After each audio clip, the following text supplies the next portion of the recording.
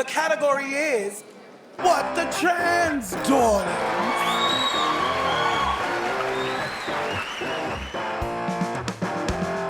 Hello, and welcome to the 5th anniversary of What the Trans. Woohoo! We made it! 5 years using entry-level tech. Woohoo! We've been doing this stuff for 5 years, if you didn't get that already from all of the context clues that we buried deep in our opening stuff.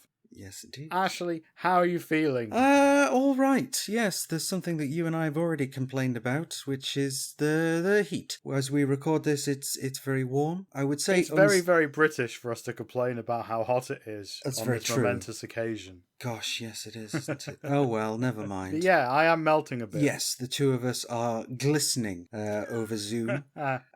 So that's fun. I have been bombing my way through Tears of the Kingdom, which I love. Nadia and I also bombed through Star Trek Resurgence, which is like a story-based Trek game set in sort of next generation time period, and it's fucking wonderful. I love it so much. It's really nicely done. It's glitchy as hell, but it's really nicely done. So yes, if you like your Trek and you trans, so there's a good chance that you might, dear listener, would recommend. Okay. I there's too many Star Wars games. Yes, I suppose so. There's too much Star Wars. Yeah, Battlefront, Jedi Survivor, all of them. I've not played any of them. I think I've made it clear which side of that fence I'm on. But also with the shows and True. the movies, there's too much Star Wars. Like you got Andor, you got The Mandalorian, you got the Boba Fett show, you got like 12 different animations. Obi-Wan. And then there's lots of, oh god, there's too many. I can't keep up. There are a lot of them, yeah. They're trying to Marvel Star Wars. And I've only got room for one never-ending kind of... linked cinematic universe. Yes, I've only got room for one kind of insidious, potentially horrific for the culture of cinema multiverse thing I can focus on. Yeah, fair enough. Darth Insidious. Ooh, prequels reference. So on this episode, we are going to talk about developments when it comes to the future of healthcare for trans youths, and also we have got a very self-involved meet about us being 5 years old. Yes, indeed. And we've got a tremendous person who we bribed with a few cakes and maybe a cup of tea, who interviewed me and Michelle. So yeah, the interviewer's shoe is on the other foot. Yeah. I think that's the phrase. It might not be. So that's what this part is about. But I've got to tell you, Ashley, I have read 15% of a book so far. Right. Is it a good book? It's a book. Okay. It is Time to Think by Hannah Barnes of BBC Newsnight. It is her quote-unquote expose on GIDS. I've heard of this book, yes. Yes, so I don't tend to do much reading of what is typically known as the anti-trans book industry. Yes. I don't tend to go that much in depth because most of them are like polemics about how trans people aren't a thing. Now this one is different. This one is a work of journalism about GIDS. Journalism with air quotes either side of it, I would say. Oh no, it counts as journalism. It does reach that standard. I will say that. But so far, I mean, I think I might be the first trans person who's ever read it. I mean, would it make a difference if you were?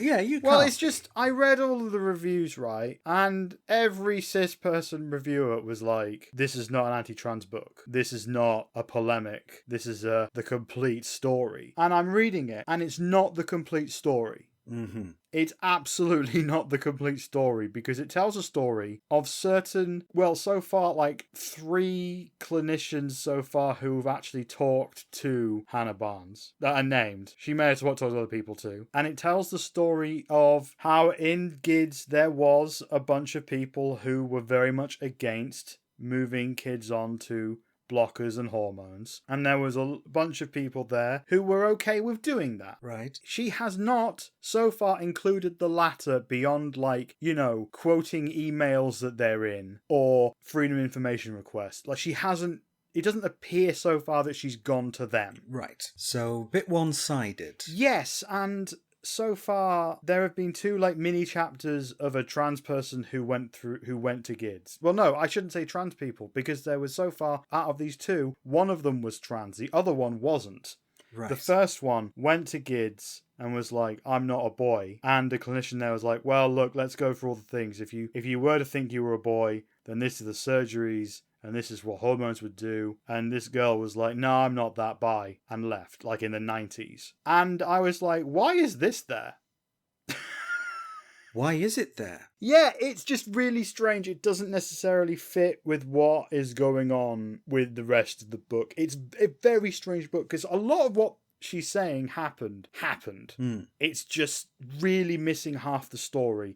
Yes. And I'm probably going to make sure that no one at GIDS ever talks to me ever again now. Well, not the gender critical ones. No, even the ones that are nice and cool, like the because they don't really talk to me anyway, but I'm going to say, maybe you should have fucking said something, people. Yeah, maybe.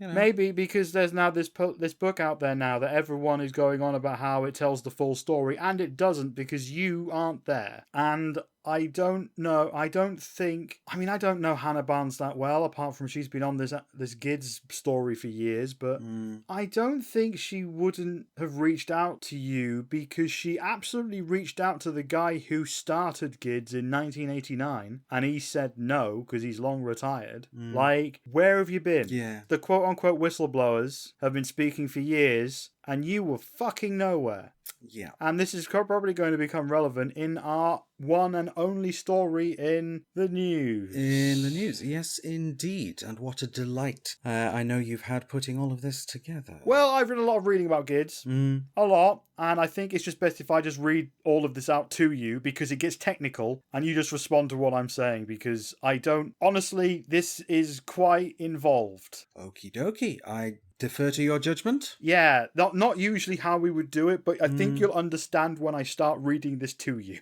Understood.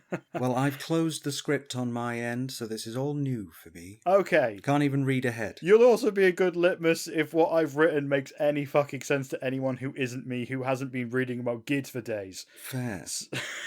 So sorry, listeners, this could make no sense, but let's go for it. So, last year, it was announced that the Gender Identity Development Service, commonly referred to as GIDS and constantly incorrectly referred to as the Tavistock, would close down and be replaced by multiple regional clinics. The Tavistock is the name of the building it's in. It's not the name of the clinic. People do that all the time and I hate it. Moving on. This came after the CAS review, an NHS commissioned review of healthcare services and policy for trans youths, recommended that regional clinics should be established to combat the dangerously long waiting times and the lack of record keeping and research by GIDS. So that as a move makes sense. You know, those regional centres, if there are, a number of those regional centres that can, yes, take the pressure off and reduce some of that ridiculous 3 to 5 year wait. Yes, on the surface. On the surface, it makes sense, yeah. Absolutely. And there's going to be a but coming here, isn't there? Yes, it sounds good,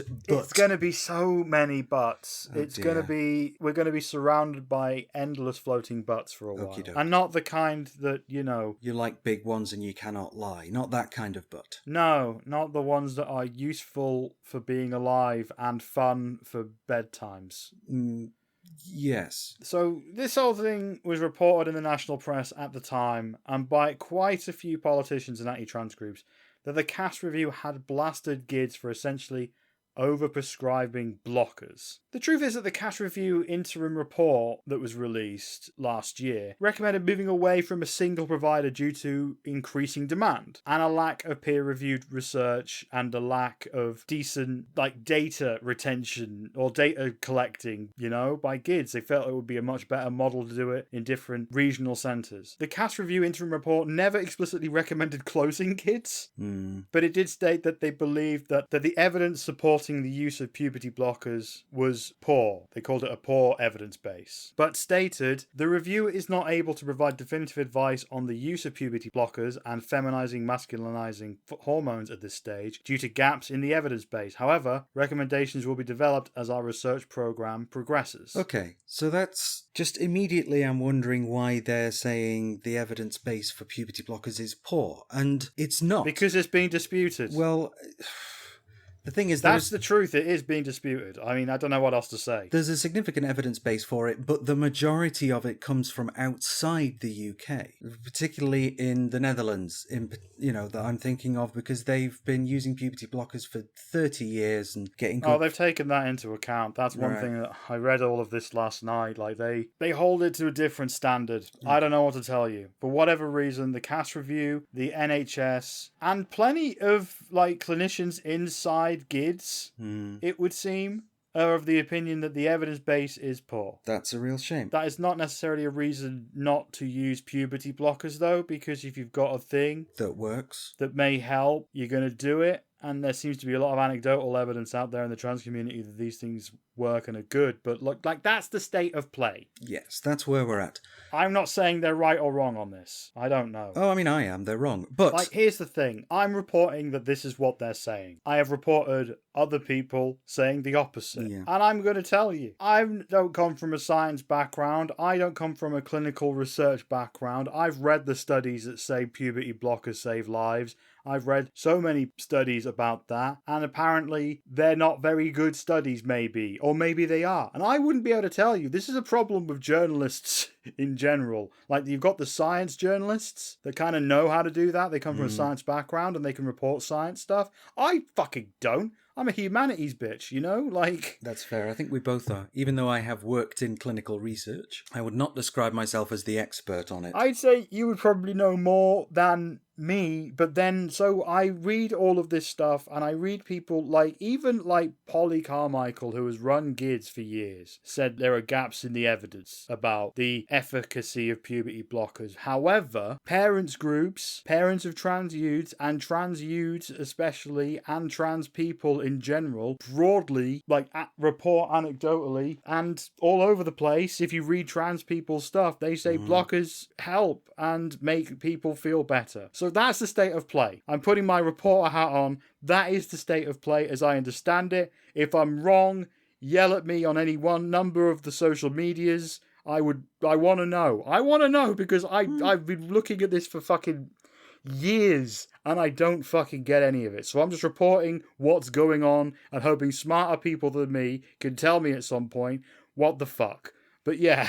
Yeah, fair enough. So in December of last year, a public consultation was launched on the clinics that would step in to replace GIDS. There's going to be two of them, one in the north, one in London. As part of this consultation, a proposed service specification for these interim clinics, that's what they're being called, was released outlining how these clinics would work and what was proposed, set off a lot of alarm bells in the trans community. Last week, at time of recording, on the 9th of June, the results of the consultation were published by NHS England and a new service specification has arrived, updating the one released in December that everyone was freaking out about. So let's go through what the service is going to look like according to the new service specification. Are you with me so far? I am with you so far, yes. Great. So I'd love to get your input on this. So there's going to be a new, broader, specialist, multidisciplinary team than GIDS ever had that includes experts in pediatrics, neurodiverse conditions like autism, and mental health. Many trans people believe this would equate to more barriers for patients to navigate and would result in trans youths being denied healthcare due to differential diagnoses and comorbid conditions that would be placed as the cause for someone being trans, as well as potentially extending waiting times. NHS England has decided to keep this plan because they believe it will actually speed things up and provide better support for children with quote-unquote co-presentations. So that's staying. We don't know yet, but the things that trans people were concerned about, more barriers, more hoops to jump through, I've not seen anything that assuages that fear, I think. Yeah, no, there is nothing in there that actually seeks to address like the long waiting times, which is a thing that the CAS review has adamantly stated is a problem. Yes. I mean, NHS are claiming that this will probably help. And in fact it might, but, you know, they don't have a lot of trust capital with the trans community, and justifiably so, I think. And, well, there's a bunch of other stuff which we'll get to later. Yeah, the NHS services for trans people, listening to trans people, has not exactly been a thing that historically has happened. Not a strong point, no. So the next thing, the lead of the new service, according to this new service spec, should be a consultant medical doctor rather and potentially not an expert in gender dysphoria, further pathologizing trans identities according to many trans people. NHS England have kept this in this new service specification as they believe will align with how other paediatric multidisciplinary teams function. So other paediatric services have all sorts of people in them to deal with all sorts of things as and when they come up. So that's kind of the model they seem to be going for. Don't know if that's good or not. I mean, I can see it makes sense. You know, I see the logic of doing that, but again, it's about who is in these positions and what views they hold. Yeah, that's the thing. Like, how are people going to... I can't see how trans people are going to trust anything that is being said here. Because I don't trust it. I also don't not believe it. I'm in a weird space where I have no fucking idea. I can't give much of an opinion because I don't know. Again, someone smarter than me wants to put me right. Please do. Okay. So, also, there's going to be a restriction on who can refer to the new service. GIDS would accept referrals from NHS professionals, social workers, teachers, and by organisations that work with young people, like volunteers. But it was proposed that only NHS professionals could make referrals to the new service. NHS England have decided to maybe change this and will release a whole other service specification that will detail how referrals will happen in due course. But honestly, this doesn't seem like a huge change from how it works in practice now anyway, because according to some FOI requests I dug up, before I handily read it on an NHS document they released with all of this other stuff, if I read that first it would have saved me a lot of time, because I really wanted to know what the number was. Only 5% of referrals to GIDS came from sources that weren't NHS professionals anyway, and the consultation report absolutely references that too. Again, wish I'd read that first, because I went through all of the FOI releases on the Tavistock and Portland Trust website, just like, where is this thing? I want to know. And I found it, and then suddenly I'm like, oh, great. Could have just done that first. Oh, well. Yeah, so it is a restriction on who can make referrals. I thought you said NHS England have decided to maybe change that and we'll do a whole another service spec for it. Yeah, but it remains to be seen. Yeah, exactly. But rather than it just being NHS professionals, referrals could come from somewhere else. But yeah, so they might keep that. But as you say, kind of sounds like that's largely how it works in practice anyway. I mean, it was my doctor that referred me. I'm sure it was for you. I wasn't aware that somebody who wasn't an NHS professional could do that anyway. Well, it's something like 30-odd% are referred to by child and adolescent mental health services. Like 60-70% referred to by GPs and like 5% by other. So in practice, that's kind of, I mean, for 5% of people, they'll have to go to their GP and their GP might be dicks about it. Or their GPs might be great about it. I don't know. Yeah. Who fucking knows? But yeah, that is a restriction, but it might not be the biggest like day-to-day in practice change, you know? Yeah, I get you. There's an apparent practice being proposed to medicalise and intervene in decisions about social transitioning. This was in the first service spec for the new clinics that came out in December. That service spec argued that most prepubertal children desist in their gender incongruence and that social transitions are not a neutral act. NHS England has actually changed this to let the patient and their family take lead on this and heavily discuss this with patients and their families if the patient hasn't already started socially transitioning before they get to the new clinic. So that's kind of an improvement. Yes, at long last. Yeah, there's a lot of concern that they would be medicalising the process of social transition. At this point, it seems to be there's going to be still a lot of talking. Yeah. You know, a lot of, well, this is what it can involve. Are you sure? Blah, blah, blah. If it is seen as a step. But if the kid wants to do it and the parents are down, then that it's just they'll do it. Yeah. And this new service appears to be has language to suggest that it's not going to be as terrifying as it was in the first one. At least that was my take from reading it. Yes, indeed. Like, what do you stand on this whole social transition isn't a neutral act thing? I mean, of course it's not a neutral act, but I'm not quite sure it demonstrates what they think it does.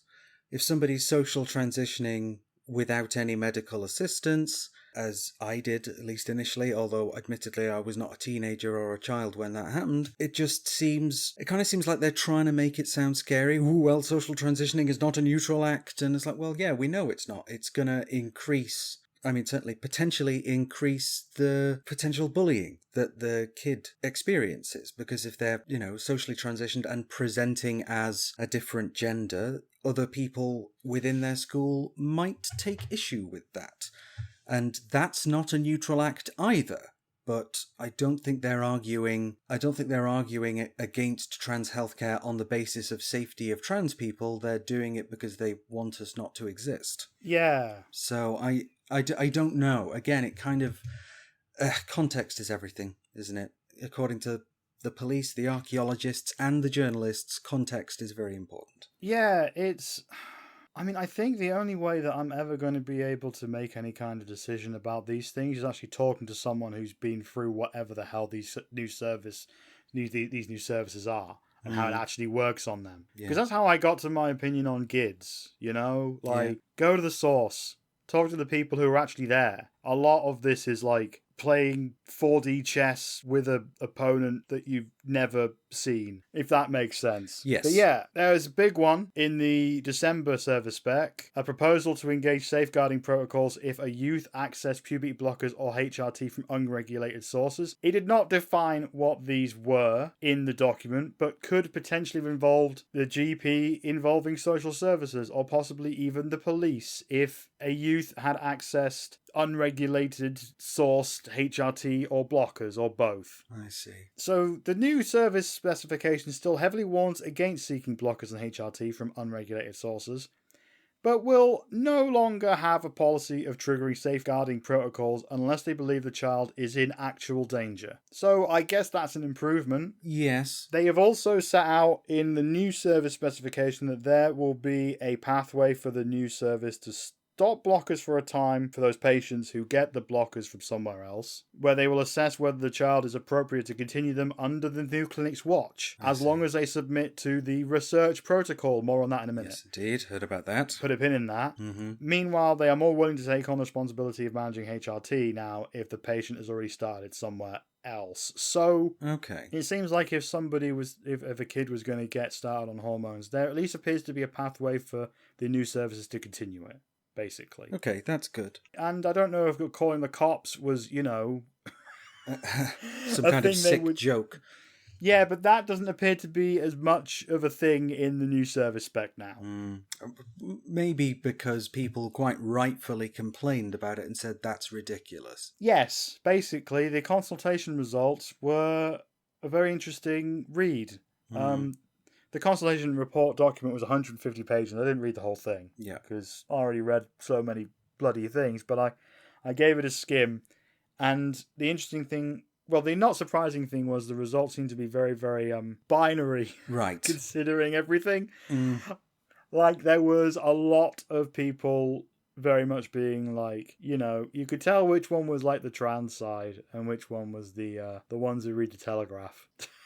I'm picking up what you're putting down. Yeah, I'm glad you are, because I was terrified that I'd be going through this and it would be completely incomprehensible to anyone but me. No, I'm following it so far. I mean, obviously there's a certain level of awareness that I have about this stuff already, but yes, I hadn't read the script. Fair dues. So, the thing that was raised in the December specification that probably triggered the most concern and alarm in the community was the outlining of the new plan for puberty blockers. The service spec proposed that patients should only be able to access puberty blockers if they are enrolled in a quote-unquote research protocol. No further detail on what that meant was provided at the time, while NHS England have decided in the new service spec released this month not to change this, and have further elaborated on what this means.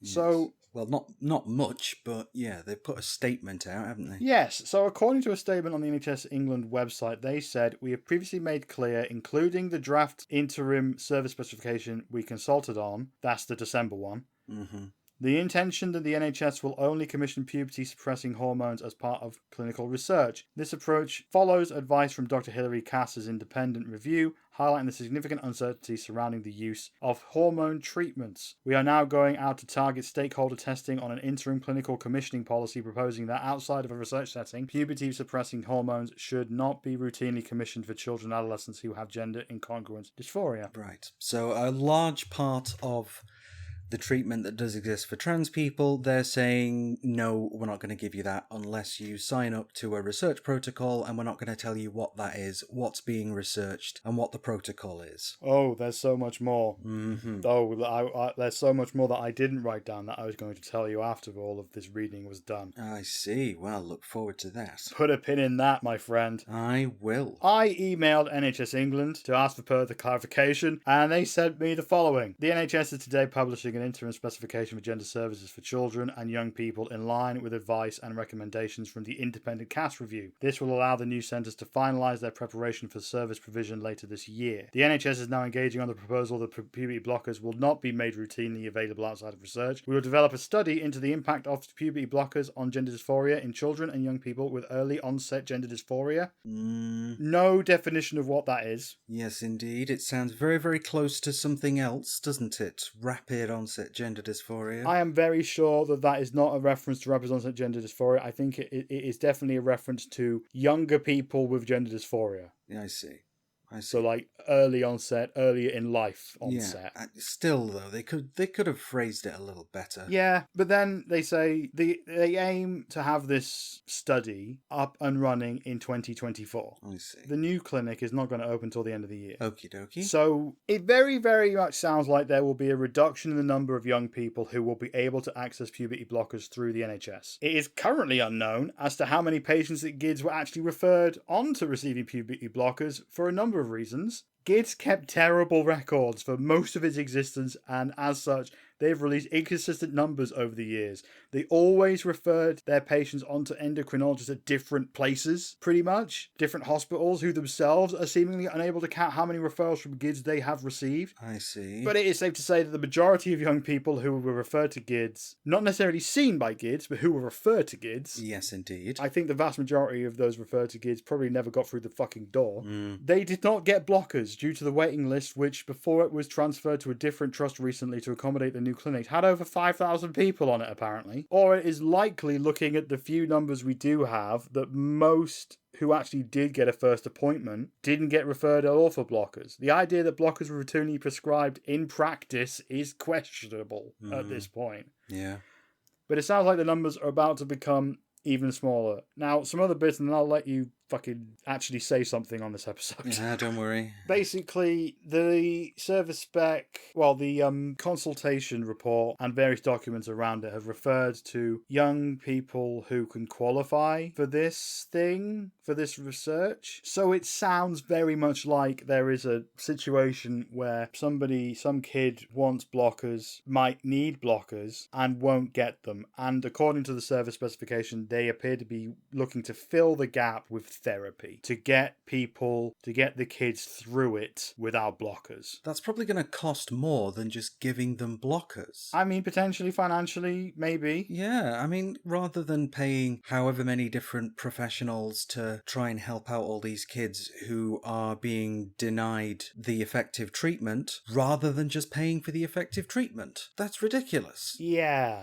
And then there's always the thing of parents groups and, trans people themselves who say that, gender dysphoria, gender incongruence can be no fucking joke. Quite. And there is a potentially significant risk of self-harm and suicidal ideation, maybe. But then there is also the other side of things, which is like, maybe it'll be fine. Maybe it'll be better this way. We don't have the evidence base. For Christ's sake. So that is the state of play. Like, I know some people who will call this service spec and these ideas tantamount to conversion therapy. I sure do. And I know that there will be people who are like, that's fine. So that's it. Yeah, well, those people who are saying, oh, it'll be fine, need to fucking have a good hard look in the mirror and establish why they think it's just fine for people to suffer while being denied an effective treatment for their suffering. Yeah. With a justification, oh, the evidence base is shaky, when it isn't if you just include stuff from outside of the UK. But they don't want to do that because Britain will make it alone. No, you know what really pisses me off? What? Fucking GIDS. Oh, yeah. Like, they don't even know how... It doesn't appear that they know how many people they've actually even referred on to blockers. Like, there was a chance for them to find out and make the case. And they didn't. Admittedly, not all their fault, because NHS England clearly haven't supported them for years whilst the waiting list has gone up and up and up and caseloads have exploded. So NHS England definitely have a part to play in this, but Oh, yes. it's a fucking mess. It's an absolute fucking mess. Now, Stonewall's response, they've praised the improvements and have said that they welcome the way in which the specification now focuses more on the experiences, perspectives, and best interests of trans and gender questioning children. They also welcome how the specification is clearly more aligned with relevant international clinical standards, in particular WPATH Standards of Care 8, which, for the record, WPATH 8 recommends using blockers Yes. in the right circumstances pretty consistently. But Stonewall point out the specification does not set targets for wait times. Currently, waiting times for the first appointment are over 3 years, they say. They also point out the specification is not clear enough that children with co-occurring conditions should not be disadvantaged or discriminated against when seeking gender-affirming care. That's a good point. Yes, indeed, because you can quite easily see some clinicians saying, oh, well, you're autistic, so you can't possibly be trans. You're just confused because of your neurodivergence. It's going to be used. It's going to be used as an excuse to, again, not give people care. Yeah, and the specification, the cornerstone wall, the specification states puberty blockers will only be prescribed to children who consent to participate in a medical research protocol. This cannot be right. Treatment should be based on clinical need, and coerced participation in research is unethical. Thank you. Yeah. Yes. Very yes. Yes. Let's not make, healthcare conditional. Yeah, that seems like a reasonable point. And Stonewall said finally, the specification rightly focuses on open and reflective practice and recognises the way in which a child's gender identity can develop and change over time. However, it is not clear enough that care is also needed to ensure that practitioners do not pressure trans and gender questioning children towards a particular outcome. I think that is pretty, Stonewall's final bit just kind of sums it all up. Trans and gender questioning children and young people in the UK deserve the best possible standard of care, and they deserve to get that from well-qualified, effective and compassionate professionals, and they deserve to get that care in a timely manner. So no argument, right? No argument from me, because yes, all of those things are true, which I was so optimistic about the cast review, and now it just seems like it's going to be a millstone around the community's neck for years. In the cast review interim report's defence, they didn't say stop doing blockers unless it's for research. That didn't say close GIDS. No, it did not. It's explicitly said we can't recommend how to do things with these because we don't know enough. And yeah, that's a different thing. Feels like a different thing. Yes, I mean, I would be interested to know what the Hillary cast team think of this service specification now. Yeah. They submitted a response to the consultation. Yeah, this it's all a very big fucking confusing mess that I have really struggled to get my head around, if you couldn't tell. Yes. I'm trying not to necessarily make opinions apart from, I don't think the research protocol requirement is right if some kid is suffering and needs the blockers, if there's even one that can't get it when, it's clear that they need that stuff and they're being shoved into a room to talk it out like that. Yeah. That seems pretty fucked up, to be honest. It does. And I think Mermaid's response connects with that quite neatly, because that is, a phrase from there is, we still hold serious concerns, including around the unethical coercion into research to access clinically required medication. And that's exactly what it is. It's coercion. They're being said, we're going to make this treatment conditional to you dancing to our tune. And who knows what the research protocol's even going to be. Yeah, I think there is a long road to go. Oh, yeah. On when we find out how this plays out. Yeah. There will be a lot of people saying it's going to play out this way and that way, and the truth is, I don't think that anyone can know. I don't even think NHS England could know. But there's one thing I think is very clear. The arguments and the other side of the story of GIDS is not out there.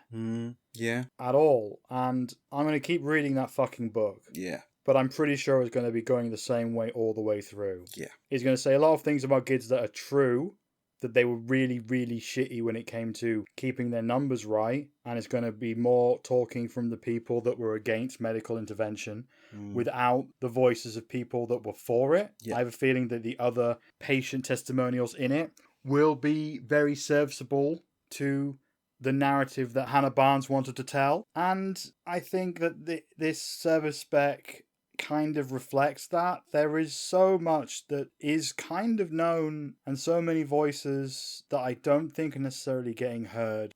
maybe by the cast review, and almost definitely by NHS England. Yeah, I think I'm inclined to agree, really. But hey, seriously, right? You know where to find us at this point. Just type "what the trans" into a search engine and just find a way to message me and tell me what the fuck this is. And bonus points if you know something, and you know you are an informed person, because trying to make my way through this whole thing, GIDS is and trans youth healthcare in the UK and around the world. It's like everyone is so sure, and I don't know.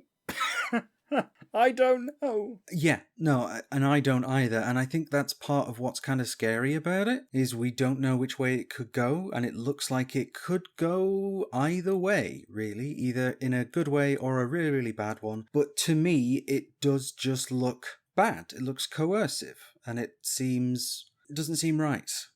So I think if I'm going to give an opinion, which I will, I think the best case scenario from this is that it ends up roughly the same as GIDS. That's the best case scenario. And if that's the best case scenario, then obviously, as a civilization, we've done something wrong. Yeah, because it's kids. It's kids. Yeah. And kids on the waiting list of GIDS, and, you know, even kids that make it to GIDS.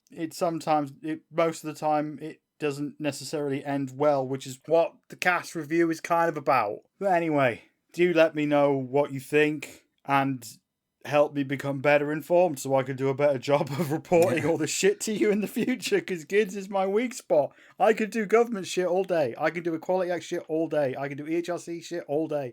I can do reports about protests all day. I could do reports and interviews with interesting trans people forever. GIDS, trans healthcare for youths, what the fuck? Yeah. It's such a fucking confusing mess. Indeed.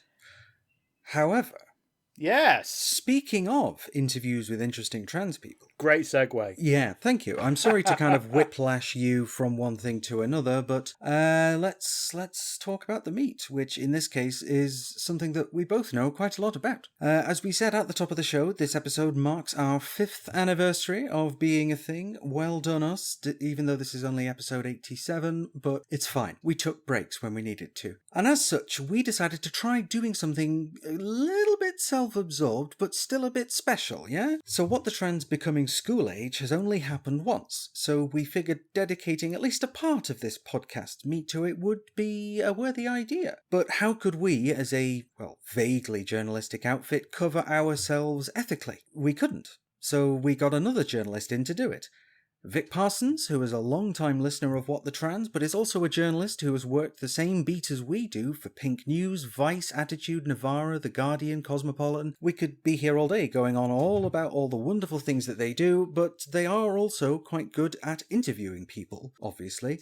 So here is their meat, looking at us. It's strange, right? Because we're both used to being the people who do the interviewing, so it's like, who's in charge? Maybe no one's in charge. I wanted to start by asking how you're both doing today, and maybe I can share first that I'm having a very sleepy day. I actually slept for 9 hours last night, which is about 3 times as long as I've managed to sleep for the past month, and then felt incredible, and then was so tired all morning that I had to have a nap and then a coffee before I came here. So I've had so much sleep that my body doesn't know what to do with it. How are you both doing? I'm going on about 4 hours because students keep walking past my house.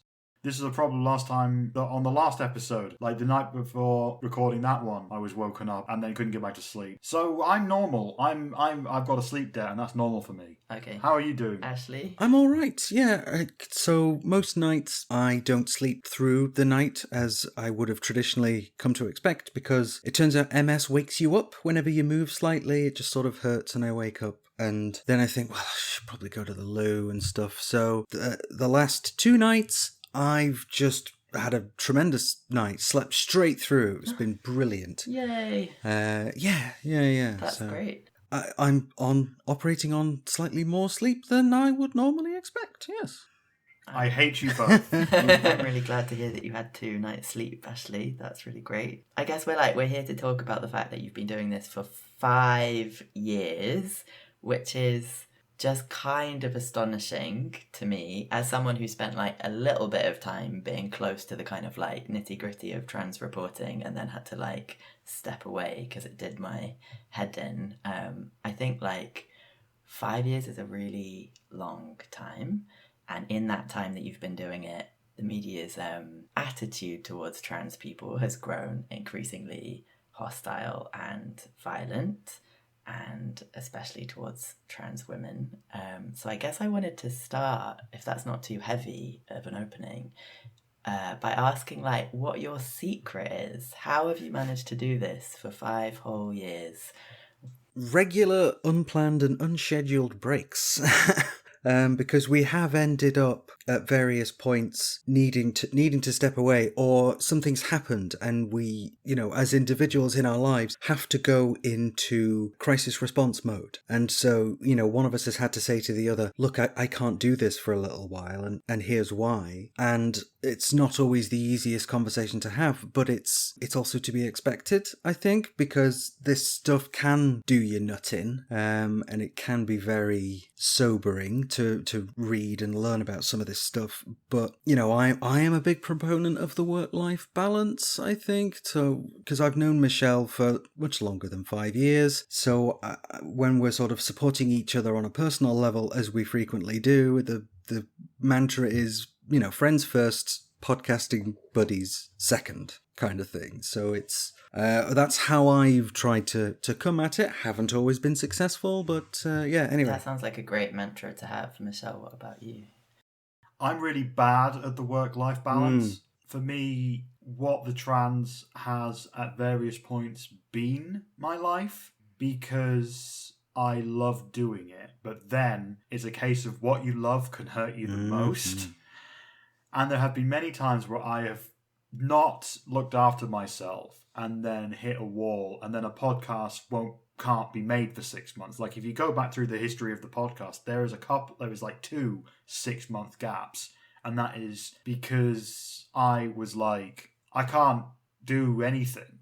Like I would get very, very depressed, very anxious, and I wasn't looking after myself because I'd wake up, it would all be what the trans stuff all day. I'd be looking on Twitter for stories, I'd be reading things, I'd be hearing all sorts of stories being told to me, especially through lockdown, like during COVID. Like the email and the direct messages and all of that exploded during that, and I was reading everything and trying to do way too much. So I learned to look after myself better as a result, because if I didn't, then I probably would have quit. In fact, I have quit a few times because of this issue, but I've been dealing with it a lot better since by discovering that if you really like a thing, occasionally engulf yourself in it. So for me, that's nerd shit. So I'm just like, right, I'm going to do nerd shit today because yesterday was all about how, I don't know, the EHRC are terrifying. And I think I could do a day without thinking about some kind of existential dread. I'm going to just engulf myself in, this Iron Man comic, or I'm going to play Far Cry 6 all day, like I did yesterday. So at first I was really bad at it, and then I learned my secret was occasionally engage in nerd shit, and that seems to work for me. I think that's a really great thing for people to learn. You mentioned that you've known each other obviously much longer than you've been doing the podcast together. How would you say that doing What the Trans has changed your friendship? I think No, go ahead, Michelle. That looked like a good one. No, I was just thinking it hasn't really changed things that much. Because we met through a mutual friend who lives in Manchester. I was doing stuff for Pink News at the time, and you were doing stuff. You were doing that TV show. And the other podcast, the Gay Agenda podcast, which is sadly no longer with us. As in the podcast, everybody involved with it's fine. But yes, that was what I was doing, and we were introduced by the mutual, as you say. Yeah, and so we started talking because we were both sort of broadcasting or reporting in our own different ways the news. So a lot of our friendship was based on talking about the news, and a good amount of stuff about our personal lives, of course, as well, and what we liked. And we liked. There was a lot of crossover of loving of nerd shit. Although Ashley was more into space. Can confirm. Yeah. Like Ashley was very much more. Space makes my brain hurt to think about too much. Well, me too. But I definitely enjoy some space in moderation. Yeah, so I would say that our friendship hasn't really changed massively because we still talk about nerd shit and we still talk about the news. It's just we tend to talk about the news in a way that is preparing to do it in front of people now. That's the big Do you difference. agree, Ashley?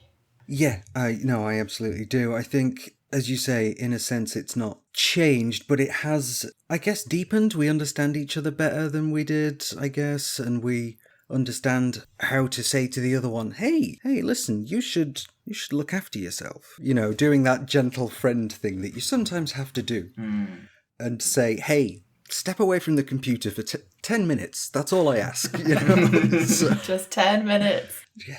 That's totally a thing that I say more to Ashley than the other way around. Honestly, it's not that. Definitely no, it's not the definitely other a way thing round. that Ashley says to me mostly. That's the thing that is mostly that's one direction. This might be quite hard, this question, but I was wondering if you could each tell me what your 3 favourite things are about the other.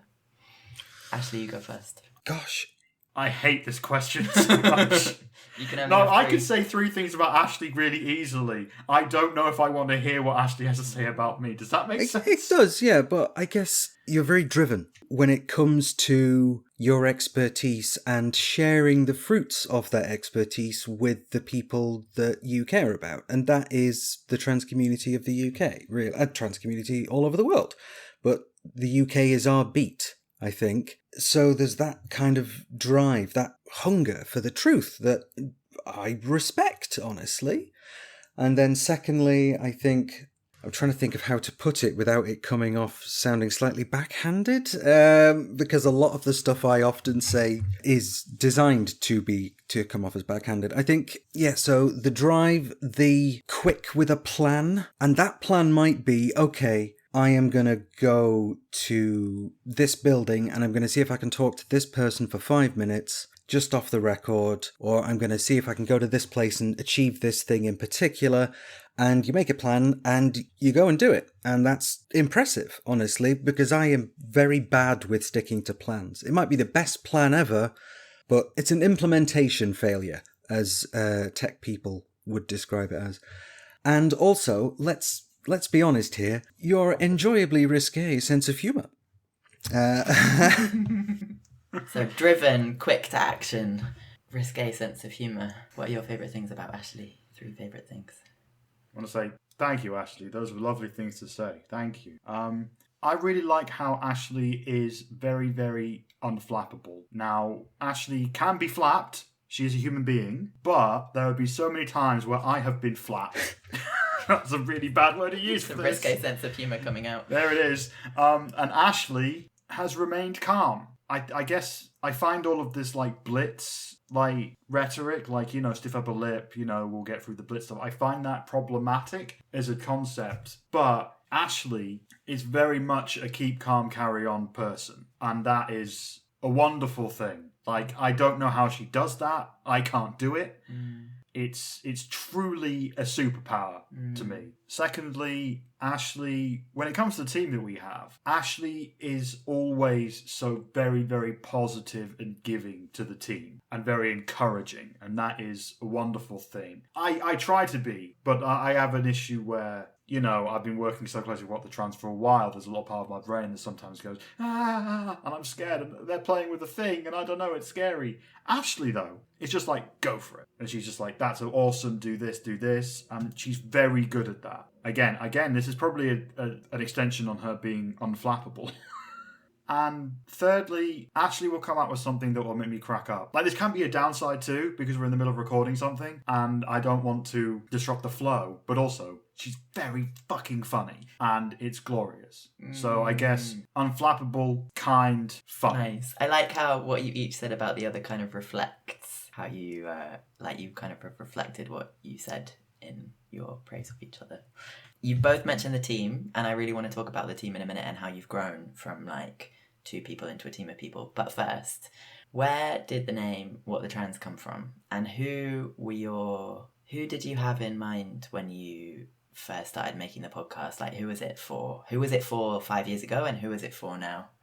I think This is a story we've told on the podcast a couple of times. When we very first started, we thought we'd be talking about, Manchester's got clothing swap meet happening at on this day, go down, check it out. Or there's a good volunteering thing happening in Bristol. If you happen to be in Bristol, it's involving, getting, building trans people's confidence when dealing with And we just kind of thought it would be lots of homely, nice little bits of wholesomeness like that, with a dose of us being sarcastic about the news at the start. And that, through the experience of making it, the kind of news element has become absolutely central. But even to the extent that we have sometimes been the only ones actually doing some due diligence. Particularly, if government department has said a thing which everybody on television, on the broadsheets and the tabloids are willfully misinterpreting, but if just by putting through one phone call to the press department and they can correct you, and no one else was making that one phone call, and I found that astonishing, So the people that we were making it for back then were a lot more sort of cheerful than the people we're making it for now. Because now I think I'm constantly, both of us really, are constantly rattling the saber for our listeners and their nearest and dearest to take some action about these terrible, terrible things that are happening. And, I don't think we've radicalized our audience. I'm pretty sure our audience got radicalized independent of us, but... yeah, it's all, and in terms of the name, I think we just kind of picked it, didn't we? We just thought, yeah, all right, let's go with that. I remember thinking up the name not long after I messaged you saying, should we do a pod? And I liked how it sounded kind of like an old newspaper, maybe. Yeah. This is Michelle Snow here for What the Trans! Yeah. Mm-hmm. Yeah, and it kind of explained what it was, and I'm just like, well, that works, it functions. Mm-hmm. And, like, the phrase what the fuck, that's what it always is makes big. me think of. And, like, with the abbreviation WTT, I'm like, it's, like, close to being a swear, but it isn't. That's what I enjoy. Yeah, just all these little things, just like, well, that's got to be the name. And like Ashley said, like, I think at first, it was always trans people. Yeah. We always wanted to make it for trans people. That was a very day one thing. Like, we, and you can tell, like, if you scroll all the way back, like, we deal with stuff that it was never trying to be educational to cis people. Like, it was never a, hey, cis person, this is why you shouldn't be a dick to us thing. It's kind of that, but indirectly. Mm-hmm. Like, cis people showed up. They keep showing up, actually. I don't know what to do about it. Encourage them to bring their friends, I'd say. Hell yeah. Yeah. Patreon.com/whatthetrans. But yeah, like, we figured that was very early, but like Ashley said, I thought it was going to be more like, I don't know, community notifications. Maybe a local magazine for a tiny village no one cares about. Like, and you could, like, I started listening to the first episode last night, and so naive. We were so naive because it's just like, hey, let's talk about how Supergirl's got a trans woman on it now. We're going to do this every time. We're going to talk about media representation. That's probably going to be a third of it, because how much news politics is there going to be? I love this idea that you thought you were going to start and it was going to be pointing people towards clothing swaps in their local towns, and now it's you're the kind of one and only most invaluable resource of accurate trans news in the UK nationally. It's just grown so hugely. Well, other people have shown up to do that. Like Trans Safety Network do that kind of thing. They've got a different focus. Trans Rights are doing some stuff there that's cool. Trans Radio UK sometimes. Not always, because they're mostly a music thing, there are other people that have sort of cropped up either at the same time or not long after. But at the same time, I don't think there's anyone doing what we do. We do our own thing. We aim our stuff at uniquely trans people and focus on news reporting.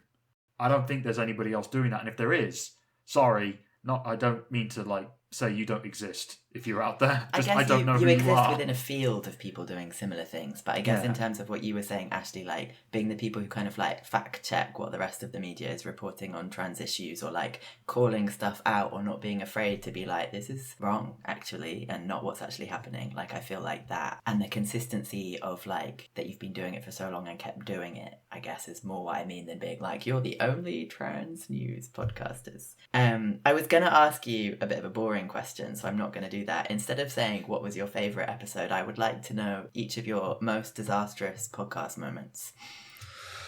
Oh, I remember this one specifically because it was a very early episode, and I was in my old apartment in the Northern Quarter in Manchester with a very squeaky window that I just couldn't get to fully close, and we were interviewing Morgan Page from the One from the Vaults podcast, and so I thought, right, let's make a good impression, but then I ended up recording it through the wrong input, so everything through the Christmas cracker-sized microphone that I had was useless, and we had to use just my laptop's, the laptop standard microphone to do the podcast with a window that didn't close properly, and it was just, I am so, I'm embarrassed for myself, but also I feel like I'm lowering the tone and making us look bad in front of Morgan Page, kind of, So, yeah, that one's mine, I think.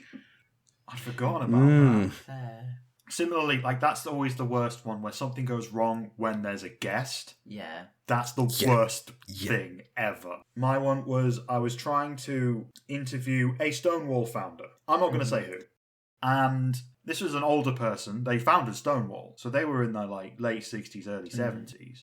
And at the time we were using Skype. Zoom was a twinkle in the coronavirus's eye. Yeah. So we were using Skype, which was awful and is still awful. Skype is the worst in the world. I don't know how people used it for so long without rioting. But this person did not understand Skype. So I was like, okay, should we try Discord? And so I started trying to tell this person how to use Discord, and they got really angry, just this is so unprofessional. You're being so unprofessional right now. And it was this, and it was wounding because this person was a legend, founded Stonewall. 20 people founded Stonewall, so there's no way people are going to work out who this is. But it was just, and they weren't entirely wrong, Should have thought about this. I just assumed that everyone would know Skype, but they couldn't get the Skype thing working, couldn't get it working any other way. Eventually got the interview. And stuff, but yeah, it was just mortifying because as this person, I'm just this is the person who's done something truly incredible, and I can't even fucking look like a competent person in front of them. So that was a low. That was a real low for me. So kind of technical issues from both of you, really, on their disastrous moments. Yeah. That's technical issues when there's someone who is external. Yes, is mortifying. Yes. It's why before you came over to my place to record this, I spent too long working on this setup to make sure it all works. It's also why I would also feel the pressure of having someone come to do their work in my space. It's also why I just completely absconded any responsibility for any of the technical stuff for this. I was like, I'm going to South London. I'm not even taking a laptop. I'm just going to completely not be in charge. So thank you for doing that. You mentioned Morgan Page, who I can imagine was an incredible guest, and you've had so many people on the podcast over the years. I wonder if there are any particularly memorable guests that you've had, and why were they memorable, and also if there's anyone you haven't had on, who are your dream guests that you'd love to have that you haven't got yet. Just as an aside, we did speak to Abigail Thorne, but before she came out, so it would be wonderful if we were able to speak to her again properly, apart from because I got a 5-minute interview with her backstage at the play she was doing. But yes, that'd be super, because it kind Abigail of, Thorne, if you're listening, now's your chance. Because it kind of feels like, that kind of longer form, let's have a proper conversation about this stuff. You can't really do that when you're backstage in a very, very noisy room in a theatre. I think I was super impressed when we got Owen Jones, for example. Yeah, that should not have worked out. Yeah, but it did. At all. I just sent an email. No, I sent a Twitter direct message. Yes. And he responded. And people with 1 million followers aren't supposed to respond to people like me. That's not how it works. You're supposed to get nothing back. Just imagine that someone with 1 million Twitter followers gets so many DMs they can't possibly read them all, right? Yeah, right? Owen Jones should not have happened, but it did. He came on. He gave his that time. Episode. Yeah. That's a testament to him, because he had nothing to gain from coming on. And I think about our dream get, I can answer that for both of us, because we've said it out loud on the podcast several times. We would love to speak to Laverne Cox. Of course we would. You know, tremendous icon of the trans community in the US. Would she lower herself to speaking to us? I don't know. And I mean, anything's possible. It's just about finding a way to get in touch with her in a way that she'd actually see it. That would be the problem, I think. And assuming it's not, you know, at a point when the person that you want to speak to is incredibly busy with all the projects that they do, which make them such an interesting person to interview. So I'm just trying to think if there's anybody else who would be... I mean, Rishi Sunak, so we could nail his feet to the floor, but... I was going to say that. What would you ask Rishi Sunak if he agreed to come on? What would be your first question? What the fuck is wrong with... No, no, that's not fair. I think I would ask him how he sleeps at night, and his answer would be, you know, on top of a pile of money. Very comfortably in my £100,000 mattress. Yes, quite. So, you know, there'd be quite a lot of questions just on a moral basis, I think I'd want to ask. Not about anything specific, but just a case of you've presided over a party which has done, and then read out the list of all of the things. And then if we've got time after you finish reading that list, maybe he can give you an answer. But it's a long list. I think, well, there's a couple of things. Like, when we try to work out guests, we try to think, like, who do our audience want to hear from? Or who would it be good for our audience to hear from? Because, you know, there's probably somebody that maybe they've never heard of that they should. And so I guess my answer would be two people. I think there's, ideally, and I don't know exactly who this person would be, but there'll be someone out there who's got this incredible project going on somewhere in the UK that no one has ever heard of, but it's doing incredible things. That kind of person would be like my dream. When I occasionally find someone like that, or find someone that is not really that well known. Like recently with Soul Bunny, a YouTuber who's doing incredible work. Like I was just like, yes, and I felt really good about that. Pie in the Sky, I really want to talk to Elliot Page. He's got a fucking story. Like transition, I think he might be the first person to ever publicly transition in Hollywood at his status, which is fucking bananas. Like, I want to know so much about that. Like, that he would be a real get. I don't imagine it'll happen. In fact, I would bet money on it not, but he would be incredible, because I think that What the Trans would ask him things that no other outlet would. I would really love to listen to you interviewing Elliot Page. I think it would be a very interesting conversation.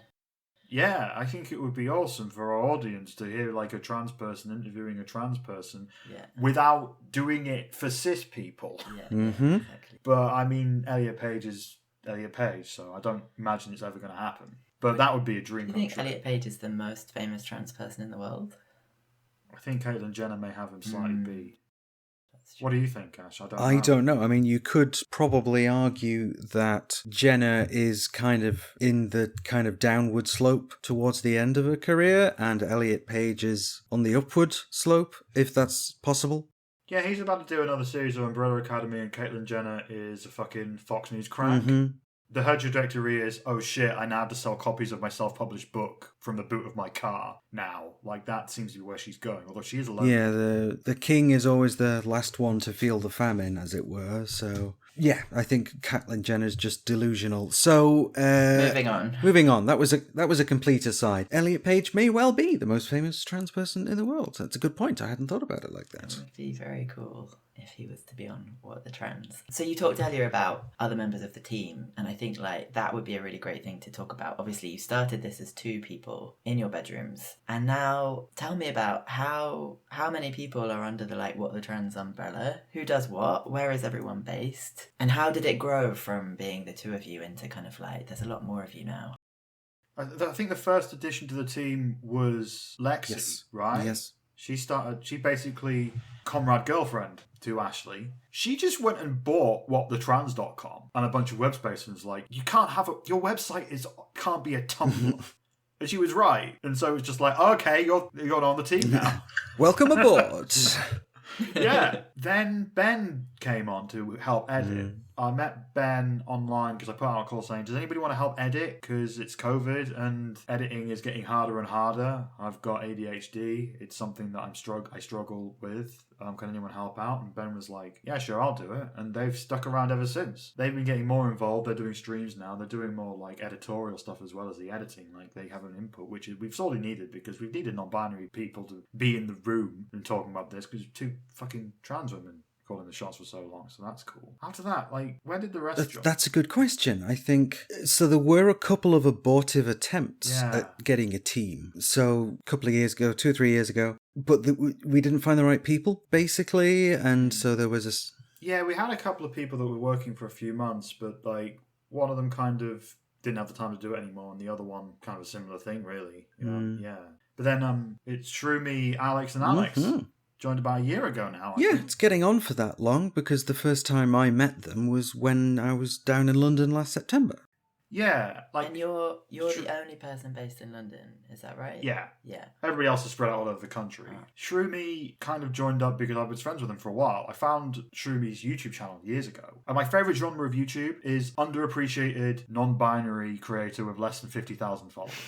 That's my favourite genre of YouTuber, and Shroomy was square in that. They were doing some really cool stuff with like art and activism, and I just messaged them being like, hey, your last video was cool, and I shared it out, and we just sort of became friends from there. And it's like, well, they know art stuff, kind of makes sense. Alex, with a Y, I ran into her at a protest, and she had this camera, then she was making a video, and I'm like, okay, you're interesting, and we talked a bit, and then at one point I was just like, do you want to do like video stuff for What the Trans? Because you seem to know what you're doing. She was like, yes. And I was like, okay. That was easy. Yeah, it was really easy. Like, and Alex, without a Y, with an E, he was doing Twitch streams. He really liked the pod. He knew what he was talking about when it came to news. And he was coming in it from a leftist, like, streamer perspective. And I thought, you know, we would like to do streams. And also, he's really engaged, like, on that side of things. And me and Ashley, I think it's safe to say that we're both pretty leftist politically. Would you say that? Yeah, no, we would. Yeah, just a bit. Tiny little. But Alex was just brought a different thing to things. And I was just like, and he joined up less than a year ago now. And that's the team, basically. Yeah. He just sort of stumbled on people and were like, you're cool. You're cool, come with us. You have a thing, but we don't. Come do a thing. And when you started 5 years ago, did you think that would be the direction? Did you have like did What the Trans have a 5-year plan? We did not. I think we thought we'd just start doing it and see how we got on, and here we are. So yes, we've gone from 2 of us for a good while, and then there were a couple of other people involved, and then they stopped being involved and it was just the 2 of us again, and now we've gone from 2 to 6 people, so more than double the size of the team, and that's been necessary. And Michelle's indicated this somewhat as well. Everyone's got their own areas of responsibility. Shroomy does the art, Alex with a Y does a lot of video editing type stuff. And What the News. She would kill me if I didn't mention What the News, her weekly roundup of all the news on the website. Which has been very useful, not just for myself and Michelle, in fact. So, because I think we've had some feedback about it as well from the website or through Twitter, that it's just having that kind of written... There are some trans people on Reddit that really like it. Yes, I think that was where the feedback in question came from. But yeah, so everyone has the kind of areas of responsibility and expertise, and rather than saying to someone who's really good with graphic design, okay, you come and be a co-presenter and write up your bit of the news every week, it's like, let's deploy people to their skills. And what about the next 5 years? Have you thought about them? Do you have dreams? Yeah, I think there's a dream or two. I don't know how realistic any of them are. I think I personally would quite like to be able to maybe draw some income from doing this podcasting lark, but equally it's not the most immediately lucrative, amazing gangbusters mega bucks type thing, is it? Because like most things in the trans community, there's just not enough money in it. Yeah, I mean, this is going to sound like a fucking nonsense answer that I made up to make myself look good. But I did say this to Alex with a Y the other day, because it's true. The biggest surprise from doing this was people telling me that it was helpful. When we started this, I genuinely thought, right, this will be a thing we do for a while. We'll get like 20 listeners. 18 of them are people we know. And it'll probably, go for a while, it'll be a lot of fun, and then it'll, for whatever reason, life will get in the way and it'll stop. That didn't happen, and I've been told hundreds of times that What the Trans has been helpful, has helped people. So in 5 years, I want to still be doing that. Mm-hmm. Yeah. That's what I want. Like, that's...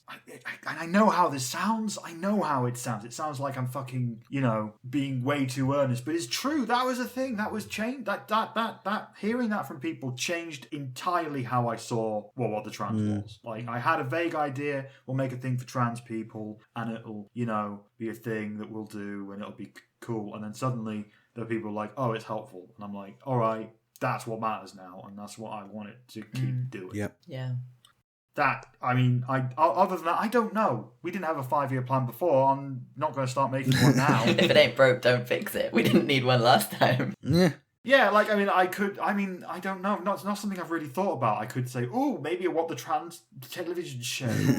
Or, or What the Trans movie, or What the Trans Oh my god, book. who would play you both in the movie? Oh, gosh. Oh, I know. I'll play Michelle, and Michelle will play me. Perfect. The perfect answer. I think that would lead to the end of our friendship. I don't think I want to do that. Fair enough. Ashley, you talked a bit about wanting for maybe the podcast to be something that gave each of you some income. I don't know. I mean, you've talked about this on the podcast before, or at least we've definitely all talked about this before. Like, you don't make any money from this. And we have a Patreon that pays for tech and stuff, and has paid for the odd pizza. Yeah. That's basically it. You're really. selling it a little short there, because we have used it to be able to, for travel costs. That is very true. So to be able That to is very get true. out and go and do stuff at this Pride or at this show that's on, we're able to go there and interview people and all that stuff. And the Patreon allows us to do that, which is amazing, really. You also kind of famously don't have any adverts, and have talked in the past about that. But I wondered whether, I don't know, have you ever had a bigger media company be like, can we buy What the Trans? Or what would your response be to that kind of thing?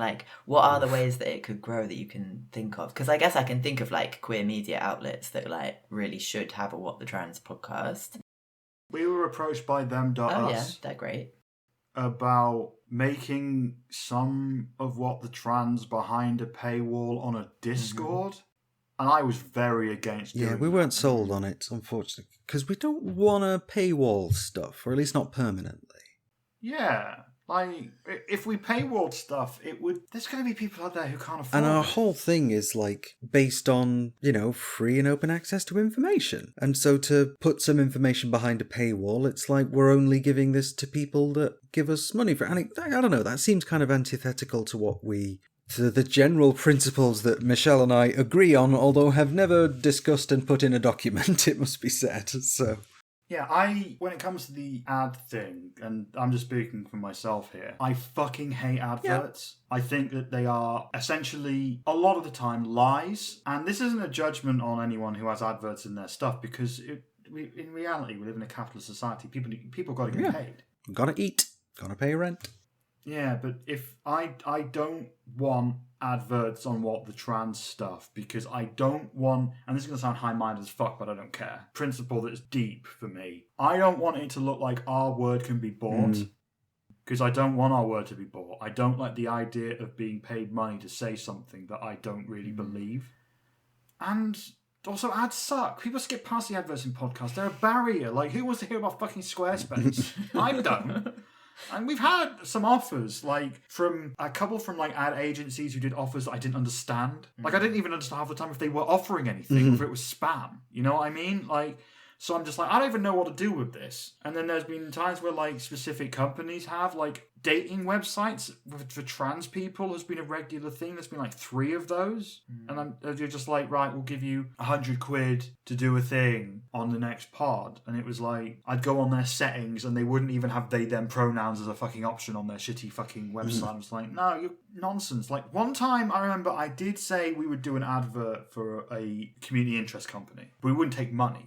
I basically said, right, if we leave some leaflets for What the Trans in your place, we'll let you do an ad. And they were we don't really need it. I'm like, that's fair enough. That's the one time I try Do to you do a have thing. any other merch apart from leaflets? Is there What the Trans merch? If not, why not? It's a good point. We were actually discussing this earlier today with the team. In fact, we've been talking about stickers, a merch item that I would recommend, although I haven't specifically discussed it with anybody yet, is, T-shirts. I would really go a t-shirt. Yeah, pin With badges. the WTT, it's such a good acronym. It's not something that I've been against. It's not something I necessarily thought about. Yeah. And all of these things take time. That's the thing. It's like I'm kind of always feel like I'm at my limit with what the trans or what I can do. So then also operating a fucking shop on top, that's way beyond me. But we have a team. You could do a one-off run of. I'm not pushing it just because I want a t-shirt, but you could do a one-off run of merch. Yeah, I mean, Ash, fucking go for it. Just so you know, I'm not going to be. I do not have any spoons to run a shop. Yeah, I'm not sure I have. I mean, it would depend, wouldn't it? Because it might be we get ourselves all set up to do it, and maybe half a dozen people buy a T-shirt, and then they're then just kind of trickling out over the next few months and years. But, or it might might be pre-orders. Sorry, I'm not trying to push it too hard, but there are ways around that. We do send out stickers to patrons. We do. Although I'm way behind on that, so if you're still waiting for a sticker, and some of you may be waiting for up to a year of that, I do really fucking apologise. I'd like to say that I'm a patron and I've never received a sticker. There are stickers. I posted you a sticker and a card. It's in my boat. No, when you weren't living on a boat, I did that. I posted it Did to you. Okay. Yeah. Maybe I forgot. Sorry. No, I mean I've got them over there. I'll give you one. I've got a stack of them over there. But yeah, I have done that. I have sent out stickers. Just I'm way behind recently. People signed up a year ago that are still waiting. I need to do that. Jesus! I just realised I need to do that. Fuck, that's Okay. No. Reminding you of undone tasks. No, I'm going to do that after this. That's my evening tonight. I'm going to get that sorted out because we're way behind on the stickers. But yeah, we do have stickers, so we send out to patrons if they do a certain level. That's basically the only merch I think we've ever done. Yeah, I think you might be right. I've pondered the idea of making a limited run of screen printed T-shirts because when I was, kicking around with Action for Trans Health, I was all about the screen printing, and I've still got all the equipment, so I can do it. But so that's something we shall ponder. I have wondered if badges, patches, stickers, and maybe T-shirts might be in the offing, but more on that once we've made a decision. Okay. Merch TBC. Merch TBC. We're coming to the end of our time. I have one last question that I wanted to ask both of you, which I guess is how you're both feeling about the fact that you've done this for 5 years. I don't know how much reflection you've been doing on the kind of then and now, or I don't know. I'm quite a sort of I like to mark the passing of time. I tend to use anniversaries to kind of reflect on things. So I wanted to end by asking each of you how you're feeling about the fact that you've done this for 5 years. Yeah, I think I've had lots of different feelings about it, to be honest. So there's part of me that's saying, oh, wow, 5 years. Yeah, it must have been because we did this and we started it when I was doing this and blah, blah, blah. But then there's another part of me that's Jesus Christ, has it been that long? Have we been slugging away in the content mines for that long? But I think one thing that I've taken from the experience of doing this that I, will remember for a good long while, I think, is that, yes, there's a lot of difficulty and darkness and nastiness, and a lot of it is directed at trans people at the moment, but we're quite good at looking after each other. So let's do more of that. But, yeah, don't get me started. I feel quite proud because starting a thing, it getting somewhere and it being a thing, never thought that would happen. So there's a bit of pride. And also, I keep coming back to the same thought of just the last 5 years, things have been pretty fucking wild. I link back to the first few episodes and just oh, it was news that Liz Truss follows the LGB Alliance on social media. Oh, bless. Yeah, and now it's that's normal. They all do. It's normal. The EHRC's coming. Ah, God. And I'm just astonished at how far this moral panic has gone to the point where Putin talks about it. It's causing significant issues for Biden electorally, and it's reflecting on the last 5 years of doing this, the thing that I keep coming back to is we're not that big of a fucking deal, people, cis people. We're not that important. Like, we're just as important as any other human being, obviously, but also, we're not worth this much time. That's kind of where I am. Why are you so obsessed with me? And we shouldn't be talking about Putin on What the Trans and what he said recently necessarily. You know, we shouldn't be talking about half the things that we are, but then they're talking about us. So we have to, like, What the Trans should be me and Ashley recording in a field being like, hey, we're at Trans Pride Luton. And it's pretty cool. There's 15, 20 people here. Let's go around some stalls. That's what it should be. Instead, it's the worst timeline. So Downing Street have put out a thing that's horrible.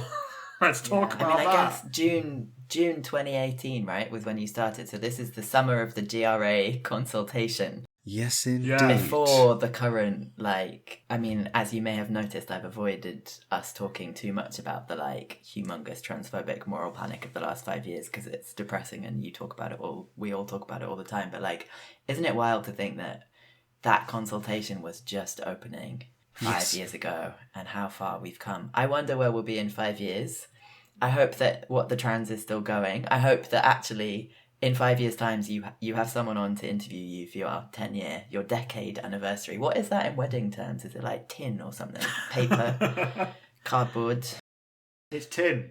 I know there's an episode of New Girl, a sitcom I really like, where two characters live together for 10 years, so they have a tin party. So in 10 years, you're going to be interviewed. You can all wear tin hats, and hopefully you'll just be talking about how you've been to lots of regional trans prides, talking to young trans people, and it will all this horror will be a distant past memory. That would be fucking great. It would, wouldn't it? Do some tiny prides. Yeah. And not be the front page news every 2 seconds. Yeah, that'd be nice, wouldn't it? It'd be good. Fun times. Yeah, I do look forward to that day. And we'll see you again in 5 years for this, right? Yeah, I'll pick up my tin hat soon. Vic, thank you so much for doing this. This was cool. Had no idea what you're going to ask. Yeah. No fucking idea, which was by design. Yes. Yeah. But yeah, you took us places I did not expect, so thank you for that. Thank you so much for asking me to do it. When you said nothing's off limits, it sort of implied there might be some scandal I could discover, but I didn't really think you had very many skeletons. We're interesting people, I think. We've got interesting, but also we're quite boring at the same time. Yeah. Thank you so much for asking me. It's been a real pleasure to be able to talk to you both for an hour. I don't know what the fuck they were talking about. They sound like they're really full of shit. Who the fuck are these people? I know, just a bunch of people with full of their own self-importance, those two, yeah. Yeah, worst meet ever. I'll be registering my dissent on social media in some way. I gotta say though, That was a nice chat. the last 5 years have been fucking weird at times and so fun at times, and I love doing this, Ashley. Thank you for coming along and walking with me down this ridiculous path full of 50 billion page PDFs and wrangling my way backstage of things and all the rest. It's been fucking great. Right back at you, sweetie, and your tremendous ability to sort things out on a shoestring or know the right people or, just have great ideas for stuff, including, hey, let's do a podcast. That one was all you, babes. So, Here's to being depressed at home and bored. Yes, for another 5 years. Hell yeah. And, speaking of registering your disapproval on social media, you can find us at whatthetrans.com, which is our lovely shiny website, which recently fought off a cyber attack. We're also on Twitter at whatthetrans, Facebook /whatthetrans, and we have a Patreon. If you like the work that we do, please support us at patreon.com /whatthetrans. Thanks for tuning in. Thanks for listening to us for up to 5 years. 5 years. And here's hoping for at least another 5. Hey? Let's see if we can manage that. And, stay safe, everyone. We love you. Bye-bye. Bye.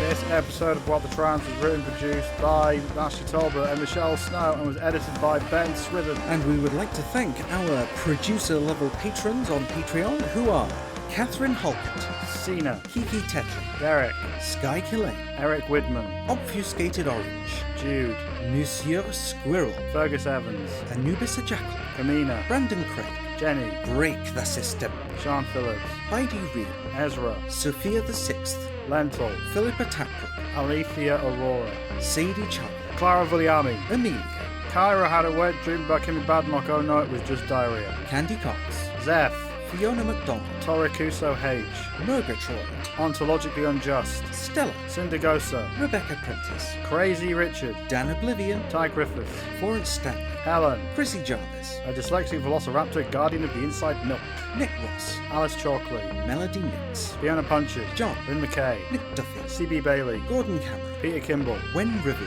Vic Parsons, We love you, Vic, woo woo, Tila Wild, Rowan Littlejohns, Desiree Markland, Patreon user, Vic Kelly, Emma Doyle, Catherine, Elliot McVeigh, Cassius Adair, Melissa Brooks, Ian Coomer, Karakin 12, April Helen, Sophie Lewis, Alexandra Lilly, Claire Scott, Ariadne Pena, Lauren O'Nines, Bernard's Pink Jelly Bean, Lane Oss, and Chris Hubley. Thank you, goodbye. Bye. Right, jolly good.